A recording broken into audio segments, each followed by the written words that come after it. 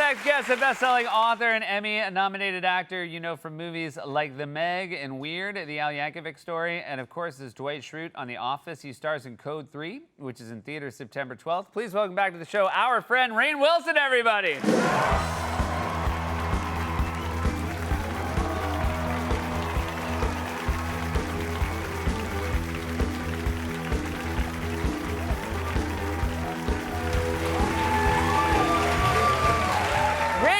Back in New York City. What a bizarrely warm welcome. That was really lovely. Thank you. It's a really lovely bun. All right.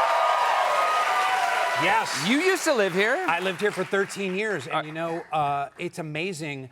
I feel right at home. I come back to the city. This is incredible. Walking here, I went and bought these new shoes. They're great. Thank you so much. And hoping for some Adidas sponsorship. And on my way here, someone asked me for directions. Oh, my God. That's when you know you've made it and Yeah. you're a New Yorker for life. Yes, because you have to have a certain confidence about the way you're walking for people to even risk asking. Exactly. Yeah. They're not going to ask any of these people. No. Sorry. Wait, directions. now, did you immediately know the answer? I knew the answer. That's good. I know where 9th Avenue is. Oh, that's great. Yeah. So you kind of got an easy They one. all know where it is too, but it was pretty great. But you know, there's a couple things about New York that have changed. When I was here, people that had mental issues and were on the streets and often monologuing, that was very common. But now I saw a guy in Times Square. He had bought a little amplifier, put it in his backpack, had a microphone, and was doing a monologue amplified over the entirety of Times Square. And no one was stopping him. Everything has become kind of ramped up Yeah. in New York, in a way. But he was talking about aliens and veterans watching him. Wow. Yeah. Well, you got to, when your message is that resonant, you got to get it out. You to as gotta many get it people. out. I saw a guy with one of those mobile things, and he was talking about how like the end is nigh, and Yeah. we had time to repent. And while he was doing it, he took his phone out and looked at it. And I'm just like, I don't think it's as nigh as you're making it. If you still have time to be like, oh, that's scary. Talk all about right. doom scrolling. Oh, there it is. There it is. But also, I just read a terrifying article that there are now swarms of rats in Central Park. Yeah. This is how everything is getting amplified. You know, swarms of anything is bad, right? Yeah. With bees, you know, Yeah. terrorists, anything, but rats. Yeah. And they're in the playgrounds in Central Park, and they had pictures, and they had dozens of rats, swarms of rats. I'd never heard those words conjoined before. Yeah, it's a real lose-lose with swarms and rats. Yeah. No, nothing good can come of that. Anyway, so it must be great to be back. It's so good to be back. back I love it back here. in Rat Town. Yeah. You're also a Knicks fan. We were Yes. talking to Spike Lee about the Knicks. Yeah.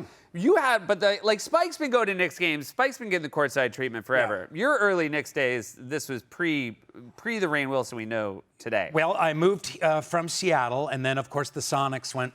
Right. And so what are you going to do? But I came here in the 90s in the heyday of the Knicks. Fun time to be a And Knicks fan. It was an incredible time to be a Knicks fan. And I remember just getting out of NYU and buying like a $35 ticket to the Garden and being in the bleachers and just seeing these little ants with something that looked vaguely like a basketball running around at the bottom. And it's a very different experience now. Yeah. When you sit when you get the good seats, Yeah. you do have to kind of suffer through the moment where they cut to you. There is a trade-off. There's a quid pro quo, which is I'm going to whore myself out for my minor television celebrity Yeah. in exchange for great tickets. Yeah. And sign me up. Look, sign me Would up you as do that? well. Yeah. I do it. I've done it. Yeah. There's a weird thing when they cut to you. Yes. Because they probably play. What do they play for you? Oh, it's always a Dwight scene and an Office theme, and then cut to me like, and it's a little too long. You know what I mean? Like when it cuts to you, Right. it's like. It's like 14 seconds. Yeah. And it's like, if it had been 7, it would be fine. Yeah. It's like, okay, I did the thumbs up. Now what? I'll do a wave and like, yeah, okay. And then it's still lingering. Yeah. It's like, let's. You know what I do? start I the have game. a helpful. Okay. What you do is while it's on you, you then look up at yourself like on the jumbo. You like. Oh, that's good. Yeah, you like let them know like, oh, there. Yeah. Can I use that? Yeah, of course. Okay, Yeah. awesome. Yeah. What about U.S. Open? Is that something you have dug over the years? Well, my celebrity star is in great decline, and I've been trying to whore myself out for U.S. Open tickets. They won't give me take the it? tickets. Whoa. I'm Dwight from The Office. You can show me on the Jumbotron. You can play all the scenes. You know, my staplers and Jell-O. You can do all of it. Yeah. Just give me. And they're like, we're gonna transfer your call over to Madison Square Garden. You sound like a fit for the Knicks. Yeah, you're a perfect fit for the Knicks. Yeah, I'm not classy enough, but you know, you had 2 guests on last night. That Yeah, got both of them. Yeah, Donald US Open Gleason, and- Kumail Nanjiani. Yeah, I'm yeah. shocked. I'm going to talk to the U.S. Open Can about you this. please? I will. Make some calls on my behalf. Also, I want to say, like, this has not been the freest and easiest summer for you. You got a place up in Oregon. That's right.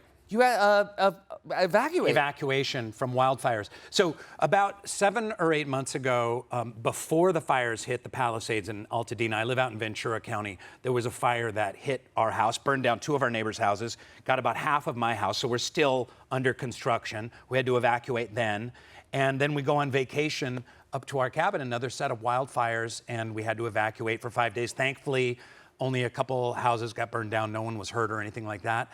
But this was our 4th evacuation in 6 years. That's unbelievable. It's nuts on what's happening on the West Coast, and now they just call it like fire season, and it's devastating. It's brutal. We got rat swarms. We got fire seasons. it Overall, I'd got say dark. things are going real good. It got dark.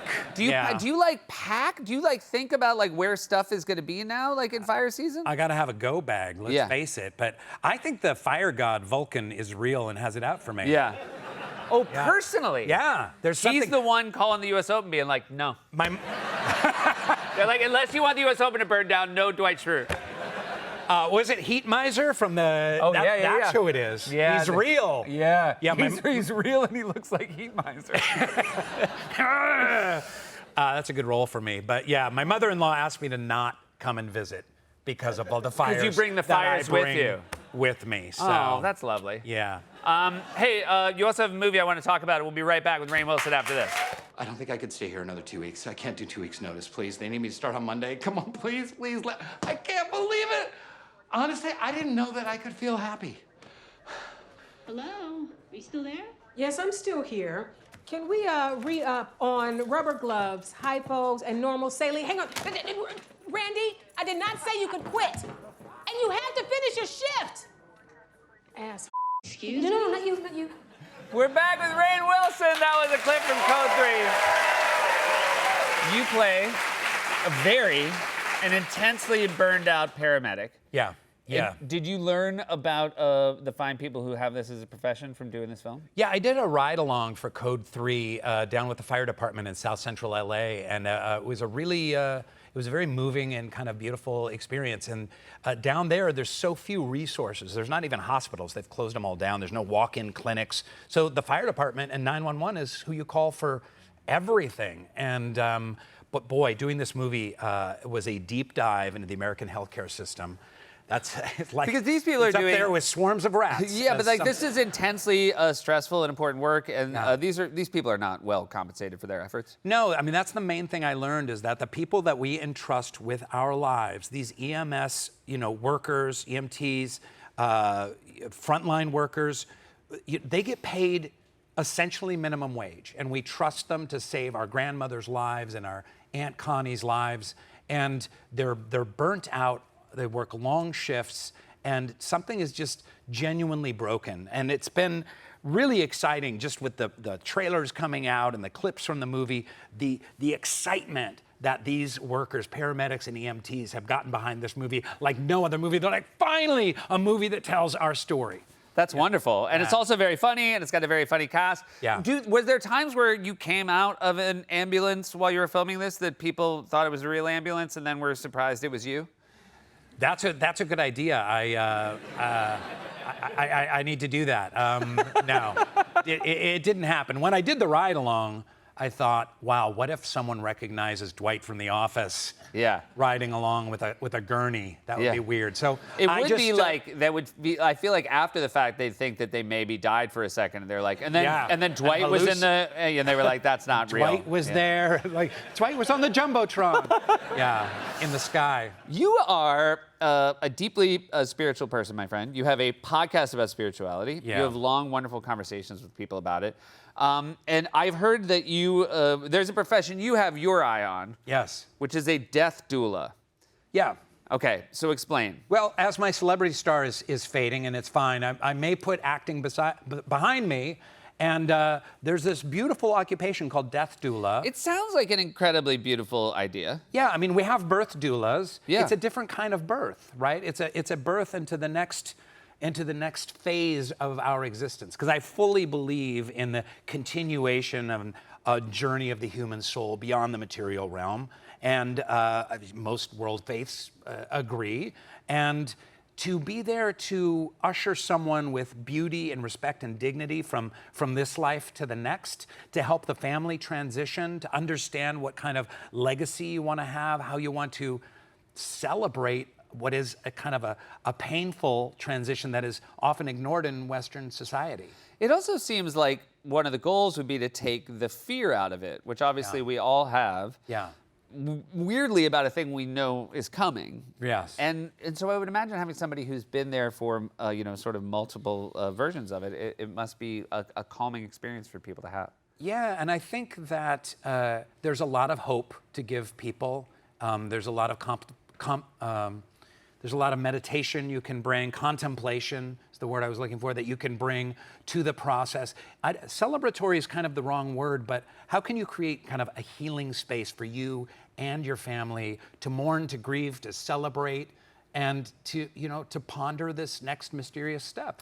Well, I would like you to keep doing both. I don't want Okay. you to stop one just to work on the other, but I feel like that's- I think you'd be very good at both. Well, thank you so much. And I will do that. It's wonderful to have you here. Thank you so much. Always a pleasure. Thank you. Rainn Wilson, everybody. Code 3 is in theaters September 12th. We'll be right back.